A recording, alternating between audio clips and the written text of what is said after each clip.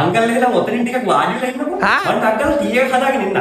සානක යාළුවෙලා ඉන්න ගෑනු ළමයාගේ තාත්තද සානකව හම්බ වෙන්න ඇවිල්ලා. මොකක්ද යකෝ මේ ලියුමක් තියෙන අද කාලේ කවුද ලියුම් යවන්නේ?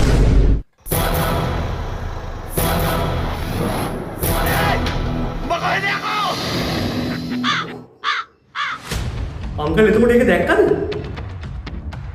ඔක්කොම කියවුවද? මුලින් ඉඳන් අගටම කියෙව්වා. එහෙනම් මේ වෙනකොට අංකල් තීරණය කළේ ඇති මට ෂෙහාව දෙන්නේ නැහැ කියලා. මේක අංකල්ගේ පවුලේ නම්බුවත් එක්ක වෙන ප්‍රශ්නයක් නේ. කමක් නැහැ. මට ෂෙහාව ඕනේ නැහැ. මම ෂෙහාගෙන් ඈත් වෙන්න. මට දෙන්න ලක්ෂ 50ක්. මොකක්? මගේ බර්ත්ඩේ පාටි එකට එන්නේ නැති එක එච්චර ලොකුවට ගන්න එපා පුතා. ඈ? මොන බර්ත්ඩේ පාටි?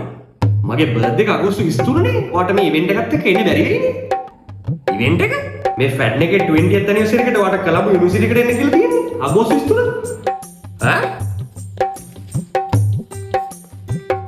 මල්ලම්මා කුලයි. මම යකෝ මූට හුවෙනි කියලා පත්තරය අසර දාලා තියෙන වැරදි ලියුමනේ. මේ ෆැඩ් එකෙන් ආපු ඉන්විටේෂන් එකනේ. අයියෝ. දැන් එතකොට අංකල් මට ලක්ෂ 50ක් දෙන්නේ නැද්ද? ඒ මොකටද ලක්ෂ 50ක් දෙන්නේ? අයි ඉතින් මම ෂේහාගෙන් ඈත් වෙනවා මට ලක්ෂ 50ක් ඕන. ඒ මොකටද ඈත් වෙන්නේ? ආ? අනේ මට ඈත් වෙන්න ඕන. ආ? පිස්සුවක් ගිහින් හදන්න බා. අපි පොලිසිය ආවා. ඒක පොලිසිය එන්න බා. එහෙනම් මම අංකල්ට ලක්ෂ 25ක් දුන්නොත් 25ක්? මම කැමතියි.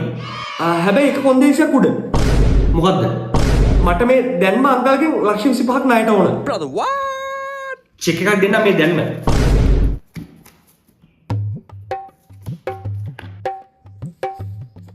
ඔන්න කොන්දේසි හරි. කෝදෙන් මගේ ලක්ෂ 25ක්. අංකල් චෙක් ගන්නවද? ඔව්. මෙන්න මම ෂෙයාගෙන් වෙන් වෙනට දෙන්න ලක්ෂ 25ක්. Win win situation. මට ලක්ෂ 25ක් හම්බුණා. ඔබට ෂෙයාගෙන් ඈත් වෙන්න පුළුවන් වුණා. එහෙනම් අගෝස්තු 23 වෙනිදාට කොළඹ යුනිවර්සිටි එකට කියලා කියනකො මොකක්ද මුනේ කියලා මට.